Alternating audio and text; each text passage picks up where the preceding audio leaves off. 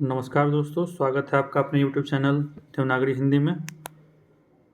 तो चलिए हम लोग अब सीधे सवालों पे आते हैं, क्योंकि समय कम है और काम ज़्यादा है, पढ़ना भी ज़्यादा है। तो अगला सवाल है 31 नंबर का। और लक्ष्मी दासिन निम्नलिखित में से किस उपन्यास की पात्र है? ऑप्शन ए है मैला आंचल, बी प्रतिपरी कथा, सी जुलूस, डी कितने चौराहे। तो इसका सही जवाब है मैला आंचल। लक्ष्मी दासिन मैला आंचल उपन्यास की पात्र है। मैला आंचल 1954 ईस्वी में प्रकाशित हुआ था, याद ही होगा आपको। और ये उपन्यास फणीश्वर नाथ रेणु का है। आप लोग कमेंट सेक्शन में जरूर बताइए कि फणीश्वर नाथ रेणु का जन्म कब हुआ था। ये आंचलिक उपन्यासकार है रेणु जी। और मैला आंचल में पूर्णिया जिले के मेरीगंज गांव की कथा है। इनके इस उपन्यास के अन्य पात्र हैं बावन दास, बालदेव, कालीचरण, राम खिलावन, रामदास, सेवादास, राम कृपाल सिंह, कमली, डॉक्टर, तहसीलदार, वासुदेव इत्यादि। और ये इसमें जो प्रतिपरी कथा है, ये जो तीनों उपन्यास है जो बचे हुए हैं ऑप्शन में, ये भी रेणु जी का ही उपन्यास है। तो इसका प्रकाशन वर्ष देख लीजिए कि प्रतिपरी कथा 1957 में प्रकाशित हुआ था, जुलूस 1965 में, और कितने चौराहे 1966 में। अगले सवाल पे चलते हैं। गोदान उपन्यास का होरीराम अवध प्रांत के किस गांव का रहने वाला किसान था? तो ऑप्शन ए है बेलारी, बी है गंगौली, सी शिवपालगंज, और डी पांडेपुर। तो गोदान उपन्यास का होरीराम अवध प्रांत के बेलारी गांव का रहने वाला था। देखिए यहाँ पर दो गांव का जिक्र है इस गोदान उपन्यास में, एक बेलारी और एक सेमरी। ठीक है, तो बेलारी का है होरी और सेमरी के हैं जो क्या थे, राय साहब। तो याद रखिएगा कि बेलारी है जिसमें बेलारी यानी बैल, अगर थोड़ा सा भी कन्फ्यूजन होगा ही तो। अगर बेलारी से अगर आप याद रखिएगा कि बैल है, और होरी को क्या चाहिए था, गाय। तो हमेशा गांव में यूज करके गाय बैल रहना चाहिए घर में। जैसे कि हम लोग भी गांव से ही हैं, तो गांव में बोला जाता है ना कि गाय बैल रहना चाहिए घर में। तो इसमें तो होरी को तो गाय चाहिए था स्पेशली, लेकिन फिर भी यहाँ पर बेलारी है। तो इससे हम लोग एक मतलब याद रख सकते हैं कि बेलारी यानी होरी, गाय बैल, गाय चाहिए तो होरी को, गाय बैल साथ में बोला जाता है। तो बेलारी होरी का गांव और सेमरी राय साहब का। तो उम्मीद है आपको ये याद रहेगा, क्योंकि जब हम पढ़ते थे तो ये बहुत कंफ्यूज करता था कि बेलारी गांव है या सेमरी गांव है किसका। तो इससे याद रहेगा। गोदान 1936 उपन्यास में किसान जीवन की महागाथा है एवं ऋण की समस्या का अंकन किया गया है। इसके लेखक प्रेमचंद हैं, पता ही है। और राही मासूम रजा के उपन्यास आधा गांव है 1966 ईस्वी में गाजीपुर जिले गंगौली गांव के सैयद मुसलमानों की कथा है। तो ये सब जो गांव है, ये जो गंगौली गांव है, ये आधा गांव का में आया है। श्रीलाल शुक्ल के उपन्यास राग दरबारी में शिवपालगंज है, ये तो अपने पाठ्यक्रम में भी लगा हुआ है राग दरबारी। और प्रेमचंद के उपन्यास रंगभूमि 1925 में जो प्रकाशित हुआ था, में बनारस के पांडेपुर नामक स्थान का वर्णन है। तो यहाँ देख लेते हैं कुछ अन्य उपन्यास प्रेमचंद जी का। मतलब सेवा सदन 1918 में आया था, निर्मला 1927 में, रंगभूमि 1924, यहाँ पे 25 भी दिया हुआ है देखिए। तो 24-25, किसी में 25 दिया था, किसी में 24 है। गबन 1928। तो अगले सवाल पे चलते हैं। क्वेश्चन नंबर 33, राग दरबारी उपन्यास के पात्र हैं। आप ऑप्शन ए देखिए, मदन मोहन और बाबू बैजनाथ, मास्टर मोतीराम और बाबू रामदीन, मास्टर शंभुदयाल और पंडित पुरुषोत्तम दास, काशी शाह और गंडा सिंह। तो राग दरबारी उपन्यास के पात्र हैं मास्टर मोतीराम और बाबू रामदीन। ऑप्शन बी सही जवाब है। इस उपन्यास के अन्य पात्र हैं वैद्य जी, रंगनाथ, रूपन बाबू, दरोगा जी, जोगनाथ, सनीचर, खन्ना मास्टर, बद्री पलवन इत्यादि। राग दरबारी 1968 ईस्वी उपन्यास के लेखक हैं श्रीलाल शुक्ल, और इस उपन्यास में शिवपालगंज का गांव का चित्रण है। थोड़ा एक्स्ट्रा पॉइंट देख लेते हैं इसमें श्रीलाल शुक्ल जी के बारे में। श्रीलाल शुक्ल जी का जन्म 1925 में हुआ था और 2011 में इनकी मृत्यु हो गई। 1969 में इन्हें साहित्य अकादमी पुरस्कार मिला, 2008 में पद्म भूषण मिला। सोनी घाटी का सूरज 1957 इनका पहला प्रकाशित उपन्यास है, ये ध्यान रखिएगा, इंपॉर्टेंट है। सोनी घाटी का सूरज 1957 में प्रकाशित हुआ और इनका यह पहला प्रकाशित उपन्यास है। अंगद का पाँव 1958 ये व्यंग है। अन्य उपन्यास अज्ञातवास 1962 में, आदमी का घर 1972, सीमाएं टूटती 1973, मकान 1976। तो ये इनका कुछ फैक्ट्स था, इसको ज़रूर आप नोट डाउन कर लीजिए या फिर इसको रिवीजन करते हुए याद कर लीजिएगा। अगला सवाल है कि प्रथम विश्व युद्ध की पृष्ठभूमि पर रचित कहानी है। ऑप्शन ए है उसने कहा था, बी है सिक्का बदल गया, सी परिंदे, डी अमृतसर आ गया। तो इसका सही जवाब है उसने कहा था। उसने कहा था कि लेखक है गुलेरी जी, यानी चंद्रमोहन शर्मा गुलेरी, जो हमारे प्रकाशन में भी लगा हुआ है, और इनका जन्म हुआ था 1833 और इनकी मृत्यु थी 1922। चलिए एक्सप्लेनेशन पढ़ लेते हैं। प्रथम विश्व युद्ध की पृष्ठभूमि पर रचित कहानी उसने कहा था, जो सन 1915 ईस्वी में सरस्वती पत्रिका में छपी थी। यह प्रथम विश्व युद्ध की पृष्ठभूमि पर लिखी गई प्रेम संवेदना की कहानी है। उसने कहा था फ्लैशबैक यानी पूर्व दीप्ति शैली पर लिखी हिंदी की प्रथम कहानी है। ये इंपॉर्टेंट है, यहाँ पे ध्यान रखिएगा कि फ्लैशबैक शैली पर लिखी हुई हिंदी की प्रथम कहानी कौन सी है, तो उसने कहा था। इसके लेखक चंद्रमोहन शर्मा गुलेरी हैं। इनकी अन्य कहानी है बुद्धू का कांटा और सुखमय जीवन। अब इसमें ये देख लीजिए कि सिक्का बदल गया किसका है, सिक्का बदल गया है कृष्णा सोबती का। ये भी हमारे सब चारों कहानी जो है पाठ्यक्रम में ही लगा हुआ है। तो सिक्का बदल गया कृष्णा सोबती जी का है और 1948 में प्रकाशन हुआ था इसका। परिंदे है निर्मल वर्मा के और 1956 में प्रकाशित हुआ था। और अमृतसर आ गया है भीष्म साहनी का और इसका प्रकाशन हुआ था 1973।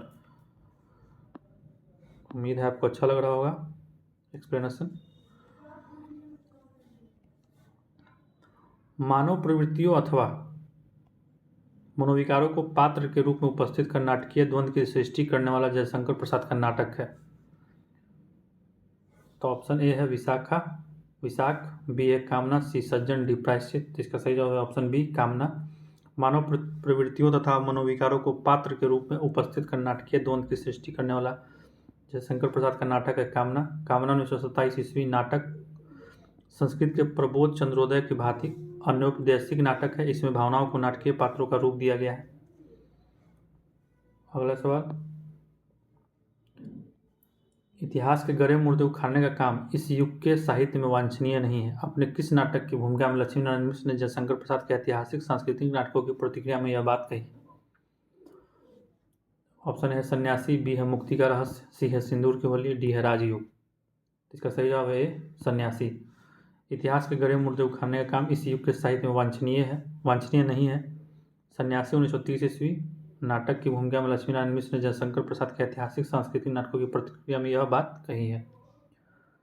लक्ष्मीनारायण मिश्र जी के अन्य नाटक भी देख लें, मतलब ये जो नाटक है सब, मुक्ति का रहस्य 1932 में प्रकाशित हुआ, सिंदूर की होली 1934 में, राजयोग 1933 ईस्वी में।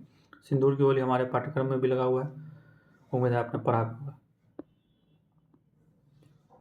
नारी का आकर्षण पुरुष को पुरुष बनाता है, तो उसका आकर्षण उसे गौतम बुद्ध बना देता है। यह संवाद अंश किस नाटक का है? तो इसका सही जवाब है लहरों के राजहंस, ऑप्शन ए। लहरों के राजहंस जो 1963 में प्रकाशित हुआ था, यह एक ऐतिहासिक नाटक है। इसकी रचना मोहन राकेश ने अश्वघोष के महाकाव्य सौंदरानंद के आधार पर की है। ये इंपॉर्टेंट फैक्ट है, इसको ध्यान रखिए। आषाढ़ का एक दिन 1958 ईस्वी नाटक मोहन राकेश का है, ये हमारे पाठ्यक्रम में भी लगा हुआ है। ध्रुव स्वामी 1933 ईस्वी और स्कंदगुप्त 1928 ईस्वी, ये दोनों जयशंकर प्रसाद का नाटक है और ये दोनों भी पाठ्यक्रम में लगा हुआ है। तो इन सभी नाटकों को आप जरूर पढ़िए।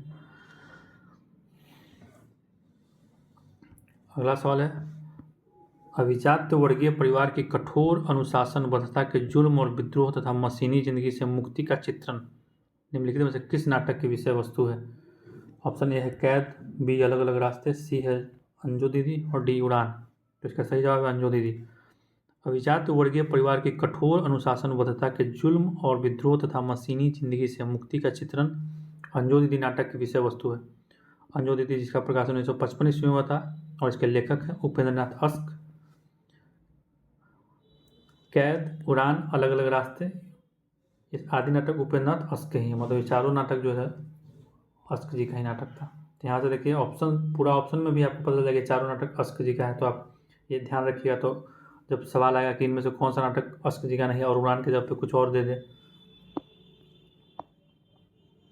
क्या भूलूं क्या याद करूं हरिवंश राय बच्चन की आत्मकथा श्रृंखला का कौन सा भाग है?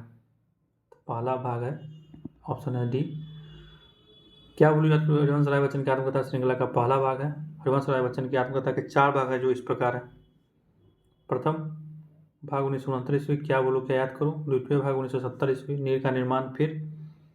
और तृतीय भाग 1978 ईस्वी, बसेरे से दूर। और चतुर्थ भाग 1985 ईस्वी, 10 द्वार से सोपान तक।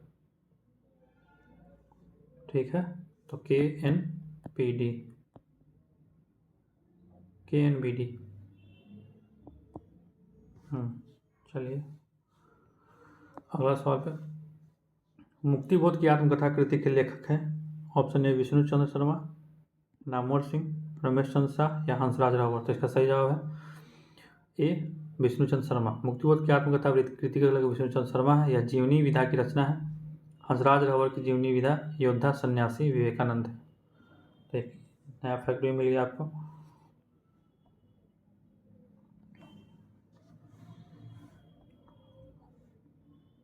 क्वेश्चन नंबर 41, कि निम्नलिखित में से कौन सी बातें केशव दास के बारे में रामचंद्र शुक्ल ने कही है। ऑप्शन ए केशव को कभी हृदय नहीं मिला था। ऑप्शन बी उनमें वह सहृदयता और भावुकता भी न थी जो एक कवि में होनी चाहिए। ऑप्शन सी वे संस्कृत साहित्य से सामग्री लेकर अपने पांडित्य और रचना कौशल की धाक जमाना चाहते थे। अपनी रचनाओं में उन्होंने संस्कृत साहित्य की उक्तियों से परहेज किया है। तो इसका सही जवाब ऑप्शन ABC। केशव को कभी हृदय नहीं मिला था, सही है, शुक्ल जी ने कहा है। उनमें वह सहृदयता और भावुकता भी न थी जो एक कवि में होनी चाहिए, ये भी सही है। ऑप्शन सी है वे संस्कृत साहित्य सामग्री लेकर अपने पंडित और रचना कौशल की धाक जमाना चाहते थे, ये भी सही। यहाँ लिखा हुआ है कि अपनी रचनाओं में केशव ने संस्कृत साहित्य उक्तियों से परहेज न करके उसका खूब प्रयोग किया है, इसलिए शुक्ल जी ने केशवदास को कठिन काव्य का प्रेत कहा। रामस्वरूप चतुर्वेदी ने केशवदास की रामचंद्र को छंदों का अजायब घर कहा है। यही ध्यान रखिएगा कि रामचंद्र को खास करके छंदों का अजायब घर कहा है किसने, रामस्वरूप चतुर्वेदी ने। चलिए थोड़ा केशव दास पे कुछ और पढ़ लेते हैं इंपॉर्टेंट फैक्ट्स। केशवदास का जन्म 1555 ईस्वी ओरछा में हुआ था और ये अलंकार संप्रदाय के आचार्य कवि हैं। नरेश महाराज, राम सिंह और भाई इंद्रजीत सिंह इनके मतलब ओरछा नरेश के जो थे महाराजा राम सिंह के भाई इंद्रजीत सिंह के दरबारी कवि, मंत्री और गुरु थे। तो यहाँ इसलिए यहाँ पे लिखा हुआ कि ये जो थे वो ओरछा नरेश महाराज राम सिंह के भाई इंद्रजीत सिंह के दरबारी कवि थे, मित्र भी थे, मंत्री भी थे और गुरु भी थे। इनके प्रमाणिक 9 ग्रंथ माने गए हैं। पहला रसिक प्रिया, कवि प्रिया, नक्सिक, छंदमाला, रामचंद्रिका, यही रामचंद्रिका के बारे में यहाँ बोला गया कि छंदों का अजायब घर है। और वीर सिंह देवचरित, रतन बावनी, विज्ञान गीता, जहांगीर जस चंद्रिका। अगले सवाल पे चलते हैं। संविधान के अनुच्छेद 343 में संघ की राजभाषा के बारे में निम्नलिखित में से कौन से प्रावधान किए गए। ऑप्शन ए संघ की राजभाषा हिंदी और लिपि देवनागरी होगी।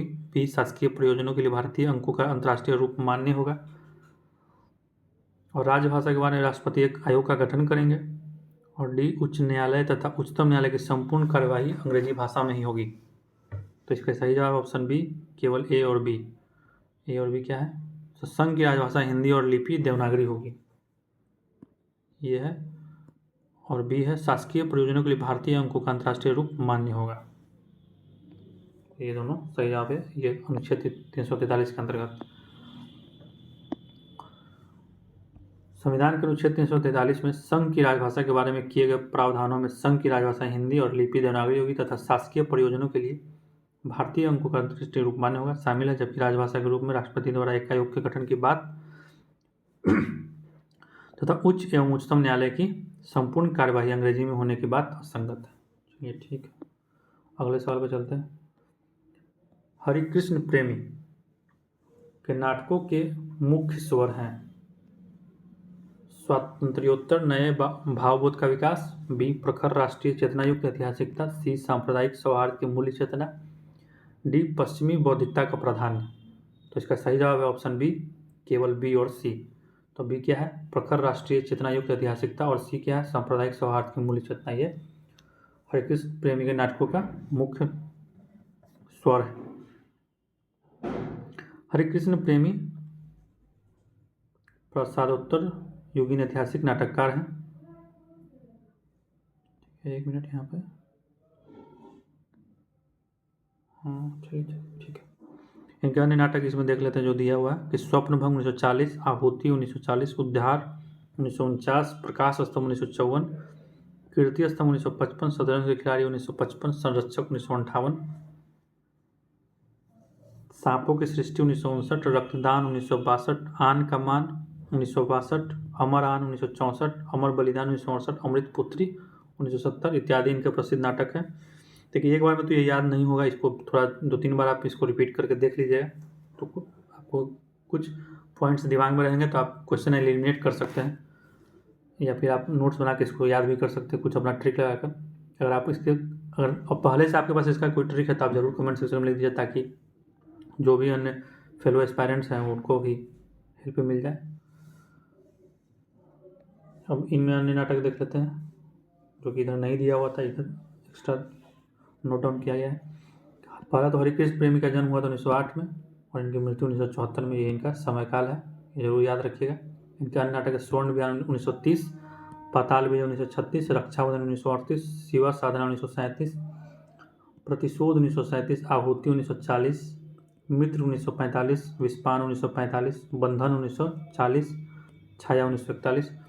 काव्य संग्रह देख लेते हैं इनके, आंखों में 1930, जादूगरनी 1932, अनंत के पथ पर 1932, अग्निगान 1940 और रूप दर्शन प्रतिभा।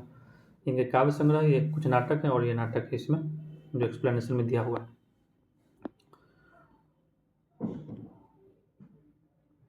विश्वविद्यालय परिसर के जीवन पर आधारित उपन्यास है, इसको देख लेते हैं। ऑप्शन है परिशिष्ट, बी चक्रव्यूह, सी अपने अपने चेहरे, डी धूप छाही रंग। तो इसका सही जवाब है ऑप्शन डी, परिशिष्ट और धूप छाही रंग। परिशिष्ट 1984 ईस्वी में तकनीकी शिक्षा संस्थानों में हरिजन विरोधी वातावरण का चित्रण है। यह गिरिराज किशोर का उपन्यास है। और अपने अपने चेहरे 1994 प्रभा खेतान का उपन्यास जिसमें अपनी जमीन तलाशती हुई स्त्री रमा की कहानी है। जबकि धूप छाही रंग 1970 गिरीश अस्थाना का उपन्यास है जिसमें द्वितीय विश्व युद्ध और दफ्तर की जिंदगी का बड़े पैमाने पर चित्रण है।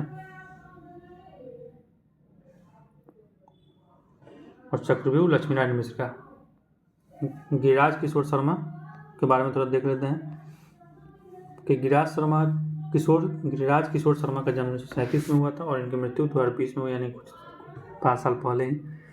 2007 में इनको पद्मश्री मिला था। और इनके प्रमुख उपन्यास देख लिया जाए तो लोग 1966, चिड़ियाघर 1968, यात्राएं 1971, जुगलबंदी 1973, इंद्र शून्य 1978, दावेदार 1979, तीसरी सत्ता 1982, असलहा 1987, अंतर्ध्वंस 1990, ढाईगर 1991। और ढाईगर 1991 के लिए इनको 1992 में साहित्य अकादमी भी मिला था, ये ध्यान रखिएगा। पहला गिरमिटिया 1999, एक आग दरिया है 2007। अब इसमें प्रभा खेतान के बारे में भी दिया हुआ है कि कौन सा एक था ना यहाँ पे उपन्यास कि अपने अपने चेहरे, प्रभा खेतान का उपन्यास है। तो इसमें थोड़ा एक्स्ट्रा और कुछ देख लेते हैं प्रभा खेतान का उपन्यास। पहला तो देखिए प्रभा खेतान जी का जन्म 1942 में हुआ था और इनकी मृत्यु 2008 में थी। इनके अन्य उपन्यास अगर देखा जाए तो आओ पेपे घर चले 1990 में, तालाबंदी 1991, छिन्नमस्ता 1993, अपने अपने चेहरे 1994 और पीली आंधी 1996। तो प्रभा खेतान जी के कुछ उपन्यास है, इसको जरूर ध्यान रखिएगा। निम्नलिखित में से राम भक्ति शाखा के कवि हैं निम्नलिखित। ऑप्शन ए है स्वामी अग्रदास, बी है नाभादास, सी है हृदय राम, डी है स्वामी हरिदास और ई है कृपाराम। तो इसका सही जवाब है ऑप्शन ए केवल ए बी सी। तो यानी कौन है, राम भक्ति शाखा कवियों में स्वामी अग्रदास, नाभादास और हृदय राम है। अग्रदास की रचनाओं में राम ध्यान मंजरी, अष्टयाम या राम अष्टयाम, ध्यान मंजरी, जबकि नाभादास की रचनाओं में अष्टयाम और भक्तमाल है। हृदय राम का हनुमान नाटक 1623 ईस्वी है और स्वामी हरिदास कृष्ण भक्ति शाखा के सखी संप्रदाय के स्थापना करता थे, जिनकी रचना केलीमाल प्रसिद्ध है तथा कृपाराम की हित तरंगिणी।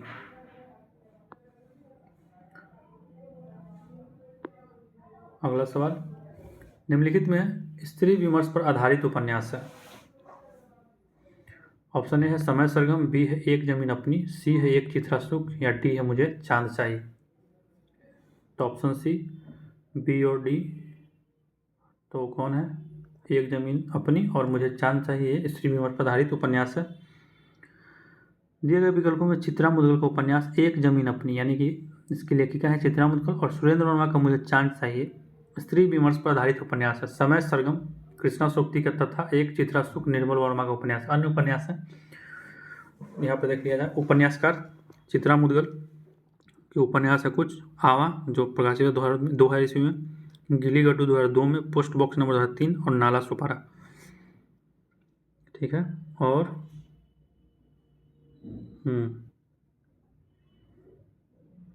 क्या है यहाँ पे?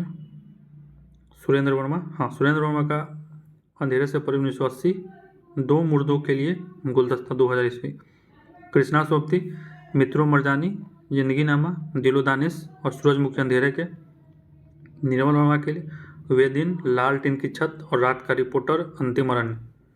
ये सब निर्मल वर्मा के उपन्यास। अभी और सब इम्पोर्टेंट देख लेते हैं। सुरेंद्र वर्मा का जन्म हुआ था 1941 में, और इनके अन्य उपन्यास है बम्बई भित्त लेख, मुझे चांद चाहिए 1993, और 1996 में साहित्य अकादमी मिला था, काटना, समी का वृक्ष, पद्म पंखुड़ी की धार से 2010, चित्रा मुद्गल 1944, एक जमीन अपनी 1990, नाला सुपारा 2003, आवा के लिए व्यास सम्मान 2018, साहित्य अकादमी।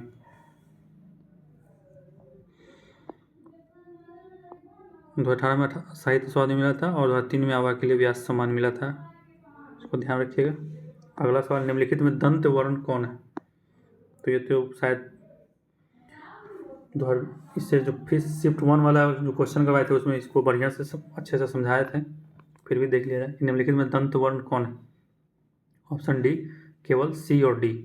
तो द और ध, देखिए आप इसको बोलिएगा, फिर द अगर बोलते हैं तो आपका जो जीभ का अगला भाग वो दांत में जाके सटता है, मतलब तो आपको पता चल जाएगा कि दंत वर्ण है। तो अगर आप कंफ्यूज भी रहते हैं तो एग्जाम हॉल में आप बोल के, मतलब जोर से तो नहीं बोल सकते, लेकिन हाँ धीरे से उच्चारण करके आप देख सकते हैं कि आप कहाँ से ये ध्वनि निकल रही है, तो आप उस हिसाब से भी आप एलिमिनेट कर सकते हैं ऑप्शन को। फिलहाल द और ध दंत वर्ण है, वर्ण एवं उसके उच्चारण स्थान है कंठ, यानी क वर्ग जो है वो कंठ से होगा, ये देख लीजिए आप। तो ये तो आपका एलिमिनेट हो गया, मतलब आप इसको बना लीजिएगा कि क ख ग घ जो है वो कंठ से है, तालब है च छ से, मूर्धन्य है ट ठ माने ट वर्ग, दंत है त वर्ग, ओष्ठ है प वर्ग, और वर्ष यानी दंत और मूल, दंत मूल से न स र ल, और दंत ओष्ठ व और फ। ठीक है, गिरिराज किशोर द्वारा रचित उपन्यास है। देखिए अभी गिरिराज किशोर के द्वारा वो रचित उपन्यास ऊपर में भी हम लोग देखें, और फिर यहाँ एक नया क्वेश्चन भी दे दिया। ए जुगलबंदी, बी ओस की बूंद, सी लोग, या डी झरोखे। इसका सही जवाब ऑप्शन बी, ए और सी, जुगलबंदी और लोग। जुगलबंदी और लोग गिरिराज किशोर द्वारा रचित उपन्यास है, जबकि ओस की बूंद राही मासूम रजा का तथा झरोखे विश्व सानी का चर्चित उपन्यास। परिशिष्ट, चिड़ियाघर, ढाई घर, पहला गिरमिटिया आदि गिरिराज किशोर के अन्य प्रमुख उपन्यास हैं। राही मासूम रजा के प्रमुख उपन्यास है आधा गांव, टोपी शुक्ला, इनके प्रमुख उपन्यास देख लीजिए। राही मासूम रजा के आधा गांव, टोपी शुक्ला, हिम्मत जौनपुरी, दिल एक सादा कागज, सीन 75 और कटरा बियाज।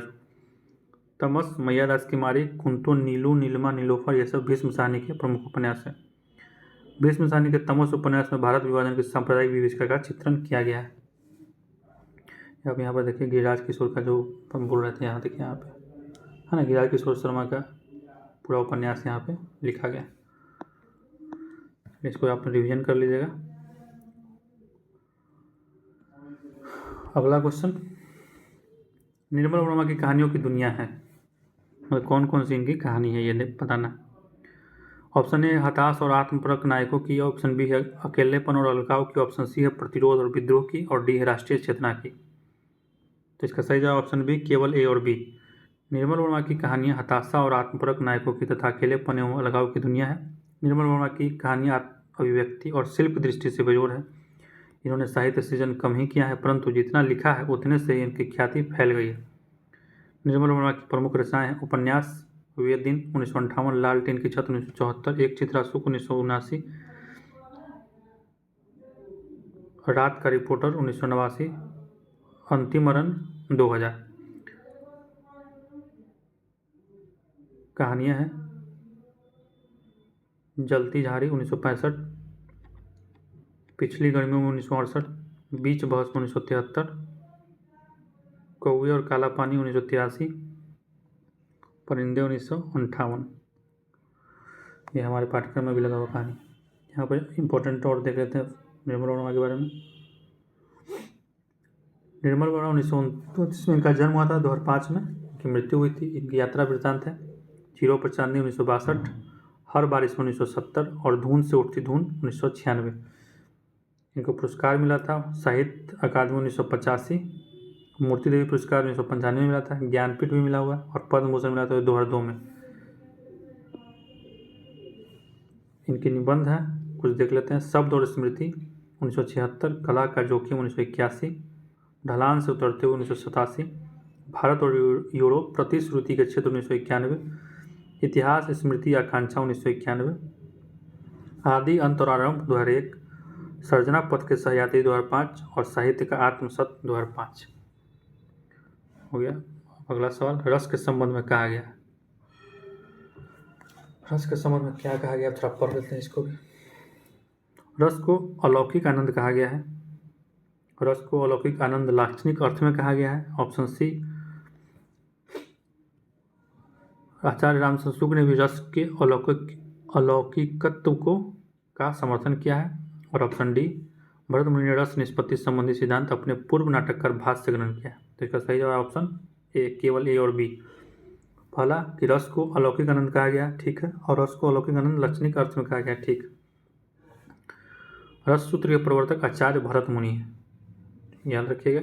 इनका कथन है कि जिस प्रकार अनेक प्रकार के व्यंजनों से युक्त अन्न भोग करते हुए स्वस्थ पुरुष आनंद की प्राप्ति करते हैं, उसी प्रकार सहृदय जन रस का आनंद लेते हैं।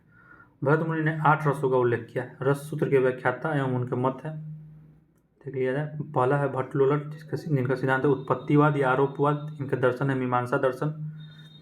आचार्य शंकुक है अनुमितिवाद, इसके दर्शन है न्याय दर्शन। और भट्टनायक भुक्ति या भोगवाद। सांख्य दर्शन अभिनवगुप्त अभिव्यक्तिवाद या शैव दर्शन। तो दर्शन शैव है। रूसी रूपवाद के प्रतिकूल अवधारणाएं कौन सी है, ए रसवाद, बी मार्क्सवाद, सी कलावाद या डी संरचनावाद। तो इसका सही जवाब है ऑप्शन बी, केवल ए और बी। रूसी रूपवाद के प्रतिकूल अवधारणाओं में रसवाद एवं मार्क्सवाद है, जबकि कलावाद एवं संरचनावाद रूसी रूपवाद के अनुकूल अवधारणाएं हैं, ठीक है। ये प्रतिकूल है कौन, रसवाद और मार्क्सवाद, और अनुकूल है संरचनावाद एवं रूपवाद, कलावाद सॉरी। हिंदी साहित्य के रीतिकालीन कवि चिंतामणि रसवादी आचार्य हैं, ठीक है। नगेंद्र भी मूलतः रसवादी आलोचक हैं। मार्क्सवाद कार्ल मार्क्स, फ्रेडरिक एंगल्स और लेनिन के विचारों का संग्रह है, जिसमें आर्थिक, राजनीतिक और सिद्धांतों का समुच्चय है। अगला सवाल, क्वेश्चन नंबर 52। निम्नलिखित में से रामविलास शर्मा की पुस्तकें हैं।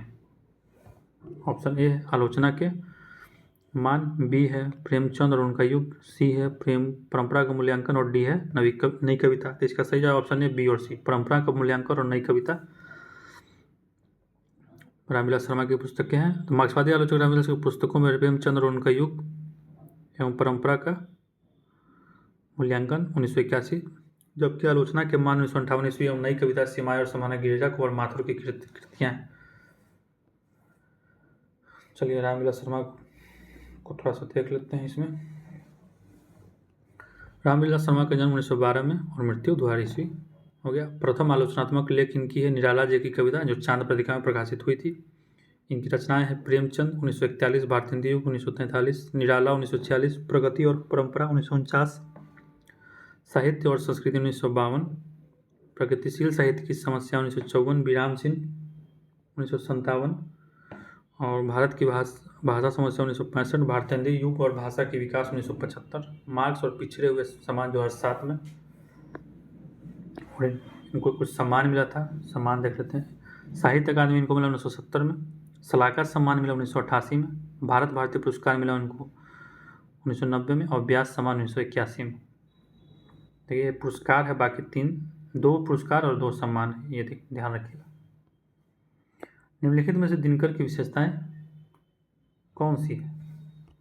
ऑप्शन ए है जातिवादी, व्यवस्था का विरोध, सपाट बयानी, युद्ध का तात्विक चिंतन और शोषण का विरोध, व्यक्ति स्वातंत्र की प्रतिष्ठा। इसका ऑप्शन है सही है बी, केवल ए और सी। तो जातिवादी से व्यवस्था का विरोध और युद्ध का तात्विक चिंतन और शोषण का विरोध इनकी काव्य की विशेषताएं।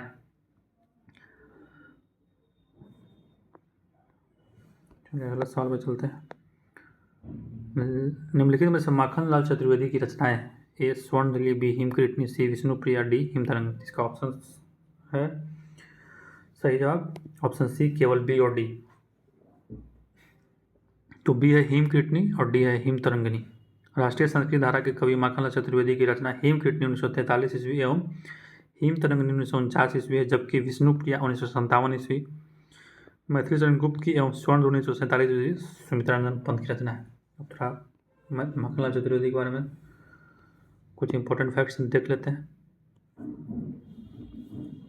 माखनलाल चतुर्वेदी का जन्म 1889 और 1968 ईस्वी में हुआ था। 1963 में इनको पद्म भूषण भी मिला।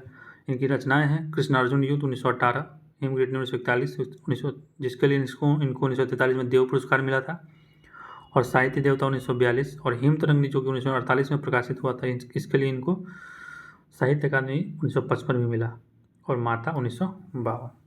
अगला सवाल क्वेश्चन नंबर 55, निम्नलिखित में से कौन से अज्ञेय के काव्य हैं? पहला भग्नदूत, बी आत्मा की आंखें, सी आत्महत्या के विरुद्ध और डी चिंता। तो इसका सही जवाब है ऑप्शन बी, केवल ए और डी, भग्नदूत और चिंता। यह अज्ञेय की रचना है। दिए गए विकल्पों में भग्नदूत 1933 ईस्वी एवं चिंता सच्चिदानंद हिरानंद बादशाह ने अज्ञेय काव्य है, जबकि आत्मा की आंखें 1964 ईस्वी तथा आत्महत्या के विरोध ये रघुवीर सहाय का काव्य है। ठीक है,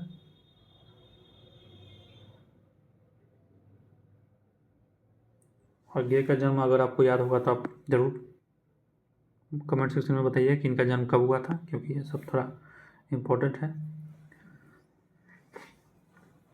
निम्नलिखित में से कौन सी जयशंकर प्रसाद की कविताएं?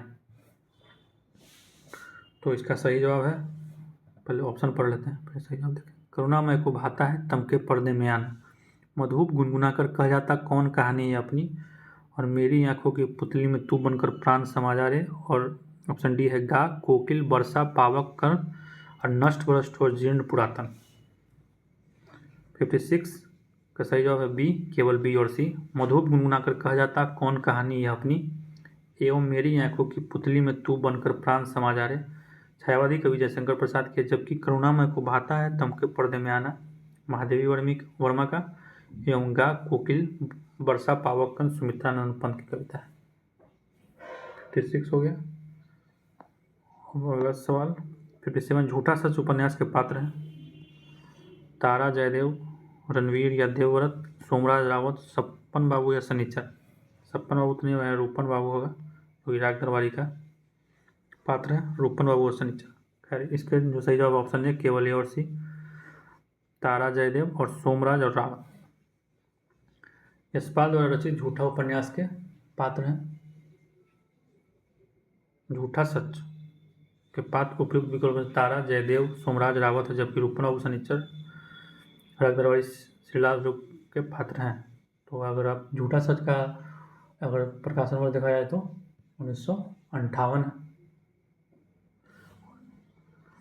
क्वेश्चन नंबर 58, जगदीश चंद्र द्वारा रचित उपन्यास है? ऑप्शन ए धरती धरना अपना, बी यथा प्रस्तावित, ऑप्शन सी किस्सा गुलाम, या डी मुट्ठी भर कंकर। इसका सही जवाब ऑप्शन बी, ए और डी धरती धरना अपना और मुट्ठी भर कंकर जगदीश चंद्र का उपन्यास है।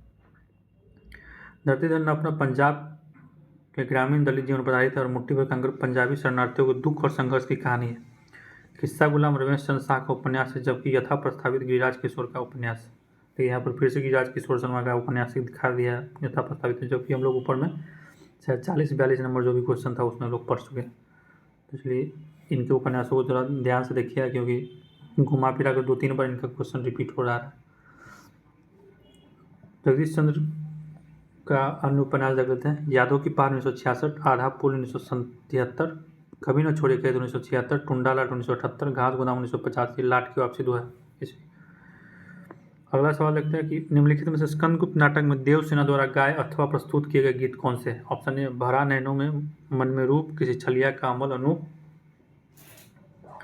माझी साहस से खेलोगे, जर्जर तरी भरी पथिकों से झर में क्या खोलोगे, उमड़ कर चली भी उन्हें आज तुम्हारा निश्चल अंचल छोड़, और शून्य गगन में खोजता जैसे चंद्र निराश, राका में रमणीय यह मधुर किसका प्रकाश। तो इसका सही जवाब ऑप्शन ए केवल ए और डी। और स्कंदगुप्त नाटक में देवसेना द्वारा प्रस्तुत किए गए गीतों में भरा नैनों में मन में रूप, किसी छलिया का अमल अनूप एवं शून्य गगन में खोजता जैसे चंद्र निराश, राका में रमणीय यह किसका मधुर प्रकाश। जबकि अन्य गीतों का देवसेना से संबंध नहीं है। तो स्कंदगुप्त नाटक का अगर प्रकाशन वर्ष अगर आपको याद हो तो उसका होगा 1928। और इसके पात्रों को देख ले, पुरुष पात्रों को देख लिया जाए स्कंदगुप्त नाटक के, तो पृथ्वी सेन, भट्टारक, पूर्वगुप्त, कुमारगुप्त और महादंड नायक है। तो पात्रों को जरूर ध्यान रखिएगा। यह इस पार्ट का अंतिम सवाल है 60वां। फिर अगले पार्ट में 30 क्वेश्चन डिस्कशन किया जाएगा। तो लास्ट क्वेश्चन देख लेते हैं कि भारतेंदु के निम्नलिखित मौलिक नाट्य रचनाओं में कौन से प्रहसन हैं? ठीक है, तो ऑप्शन है ए वैदिकी हिंसा हिंसा न होती, बी नील देवी, सी अंधेर नगरी, डी भारतवर्ष। तो इसका सही जवाब ऑप्शन डी केवल ए और सी। ए और सी अंधेर नगरी और वैदिकी हिंसा न होती है प्रहसन है। वैदिकी हिंसा न होती का प्रकाशन वर्ष 1873 ईस्वी, सामाजिक धार्मिक विसंगति पर व्यंग्य है, तथा अंधेर नगरी 1881 ईस्वी जो राजा की मूर्खता, अन्याय और अंधेर गर्दी पर तीखा व्यंग्य प्रहसन है। जबकि नील देवी 1881 गीत रूपक है, तथा भारतवर्ष 1880 नाट्य रासक या लास्य रूपक है। भारतेंदु का जन्म 1850 में हुआ था और इनकी मृत्यु 1885 में हुई थी। मात्र 35 साल की उम्र तक इनका जीवन का रहा, लेकिन नाटक में बहुत योगदान रहा इनका। तो चलिए, उम्मीद है आपको एक्सप्लेनेशन अच्छा लगा होगा और आप लोग रिवीजन करते रहिए। जो भी आपने नोट्स बनाया होगा उनको पढ़िए, टेक्स्ट रचनाओं को पढ़िए और ये एक्सप्लेनेशन को देखिए, मॉक लगाते रहिए। PYQ बहुत ज़रूरी है, तो PYQ को तो ज़रूर टॉप प्रायोरिटी पर रखिए और अपने नोट्स को रखिए। ये दोनों आपको एग्जाम का पार लगा सकता है। हेल्थ का भी ध्यान रखिएगा। चलिए, धन्यवाद। फिर अगले पार्ट में मिलते हैं।